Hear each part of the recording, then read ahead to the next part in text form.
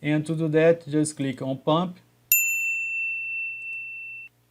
And now I click 2 times to open the submenu. And when I do that, I need to define the inlet stream, the outlet stream, and also the energy stream. Depending on the kind of equipment or object that you add to your process simulation, you need to add information related to energy. And that is one of the differences that Aspen Hysys has related to other process simulators like Symmetry from Schlumberger.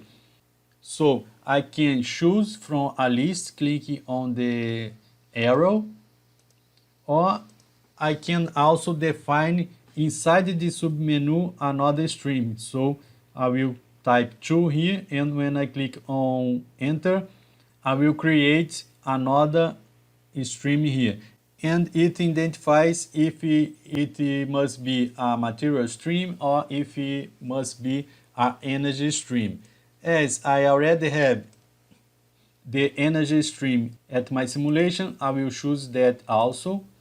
And now I have all connections set, and you can see that the information here in the pump changed from red to yellow, and I have a device here. So it is always useful to you take a look in the devices that Aspen Hysys tells you, because you will have a tip or a clue how to proceed. And what we need to do now is to define the duty, and the duty is the power that is required or the energy that is required to the pump build pressure in the liquid.